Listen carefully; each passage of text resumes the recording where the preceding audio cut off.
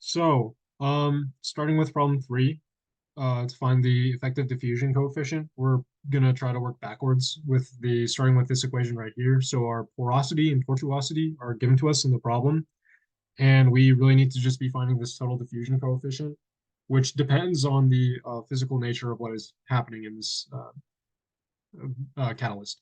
So to really figure out what physically is how the molecules are colliding with each other and with the walls of the catalyst, of the pore of the catalyst. We're going to start by calculating the mean free path of the butane molecules. So with the so to find that, we need the diameter of the molecules, which was looked up, seen here, and the molar concentration of the gas, which, assuming ideal gas law, is P over RT. This is a pretty good assumption because we're running at low pressure and high temperature. So solving for our mean free path, we find that it's 1.31 times 10 to the 7 minus 7 meters. And comparing that to our pore radius, um, it's a little bit bigger by about an order of magnitude, actually. So this really indicates that we're going to be having more the butane molecules are going to be colliding more with the walls of the pore of the catalyst more so than other butane molecules, which indicates that we're going to be seeing Newton diffusion mostly. So with that out of the way, we can say that our total diffusion is approximated by our Newton diffusion coefficient. Um, and so using this expression here to calculate that, we have our pore radius, which is here, and then our expression here with our universal gas constant, our temperature, and the molar mass of butane in kilograms per mole to uh, have consistent units. So calculating our Newton diffusion coefficient, we get 5.39 times 10 to the minus 6 meters squared per second.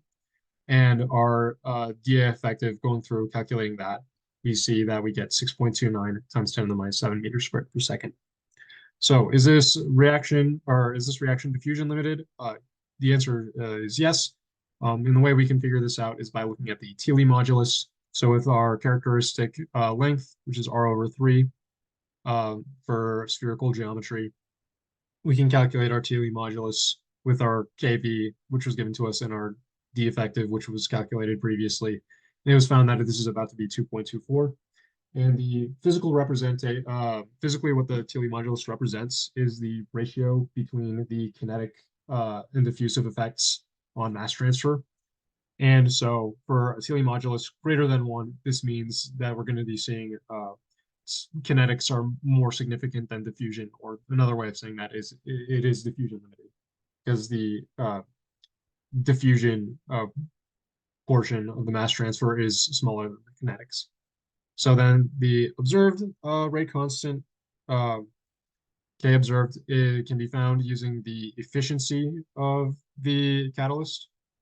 So we can use this expression here for a spherical catalyst or a spherical particle.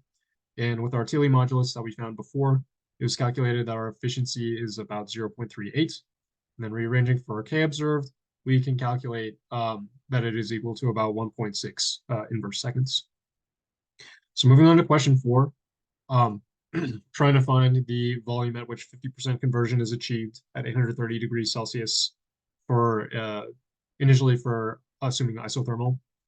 So if we look at our polymath script, we can change it a little bit to reflect the isothermal condition. So here we have our parameters, which are given to us. The pre-exponential is multiplied by 3,600, and this is to get it from per second to per hour basis to stay consistent with our other givens. And then the pressure is necessary to find the concentration of our gases. And this was assumed to be 1 atm. This is because we're running at a pretty high temperature. It's a little over 1100 Kelvin.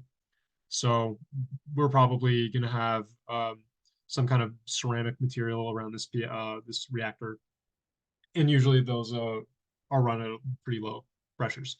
So we assume that this is one atm. Heat exchanger, and then our U over D values are given, but for this part we aren't going to be using them.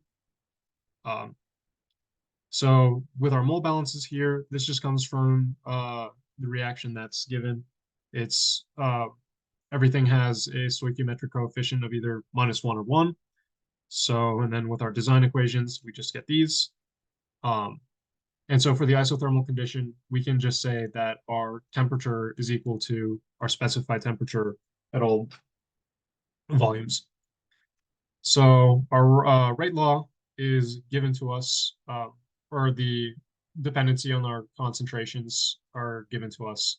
This is just a standard form of the rate law. Our rate constant, we use the Arrhenius expression or Arrhenius equation to get this. And then some more auxiliary equations. These are to get our concentrations for our rate law here, and then also our flow rates. So we can find our, so we can actually use our,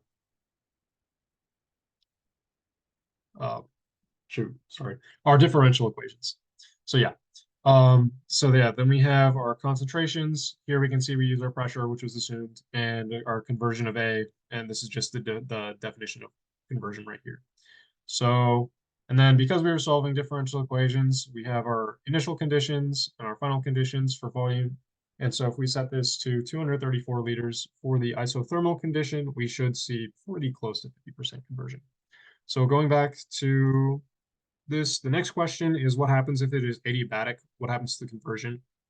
We'd expect it to go up, and this is because the reaction is exothermic, and because it is adiabatic, there's no energy being released to the surroundings. So the energy released from a reaction will increase our temperature, which increases our rate. So we can have more species react per over the same volume. Um, and because the reaction is irreversible, there's no equilibrium effects from temperature. So even though it's exothermic, if it was reversible, we'd expect the conversion to go down actually because it would shift the reaction in favor of reactants, but that's not going to be happening because it's irreversible. So going back to here, so if we change our volume to 99, um, and now temperature is not constant, it is a functional volume. So if we change our expressions of T to reflect that, if I can actually run the thing, thank you. Okay, yeah, so for the 99 liters, oh, and then hold on, let's change this to 0. Yeah, because it's adiabatic, we don't see, there's no energy, so this U over D term has to be 0. So, and then yeah, so at 99 liters, we see about 50% conversion. And so the next part, we want it to be, it's non-adiabatic. Now we're running it with a heat exchanger with a heat transfer, overall heat transfer coefficient over D value of 10. And so now if we change that and assuming the same volume and solve, we see that conversion drops to about 33%.